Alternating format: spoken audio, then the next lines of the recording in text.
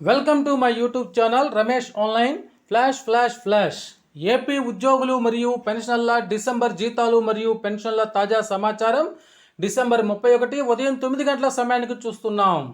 31వ తేదీనే జీతాలు జమ అయ్యే డిపార్ట్మెంట్ల వివరాలు అనే హెడ్లైన్తో ఉన్నటువంటి వీడియోని అయితే మనం చూస్తున్నాం. చూసే ముందుగా ఫ్రెండ్స్, మన ఛానల్లో అందరికీ జీతాలు మరియు పెన్షన్లు జమ అయ్యేంత వరకు ఎప్పటికప్పుడు తాజా సమాచారం అందుతూ ఉంటుంది. అటువంటి సమాచారం మీకు కావాల్సినట్లయితే వెంటనే మన ఛానల్ని సబ్స్క్రైబ్ చేసుకోండి. ఇక విషయానికి వచ్చినట్లయితే ఆ ఉద్యోగులకు నేడే అకౌంట్లో జీతాలు జమ. రాష్ట్రంలోని పంచాయతీరాజ్ గ్రామీణాభివృద్ధి శాఖ ఉద్యోగులకు నేడు జీతాలు అందనున్నాయి.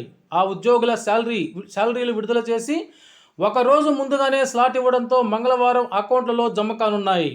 తమ ప్రభుత్వం వచ్చాక పంచాయతీరాజ్ డిపార్ట్మెంట్ ఉద్యోగులకు 1వ తేదీనే జీతాలు అందుతున్నాయని, కాగా ఈ నెల ఒకరోజు ముందుగానే అనగా 31వ తారీఖు నేడు జీతాలు ఇస్తున్నట్లు ప్రభుత్వ పెద్దలు చెబుతున్నారు. అటు సామాజిక పింఛన్లు సైతం ఒకరోజు ముందుగానే ఇవాళే పంపిణీ చేస్తున్న విషయం తెలిసిందే. మరి కొంతమందికి అయితే ఈ రోజునే పెన్షన్లు కూడా ఈ పాటికే అందాయి.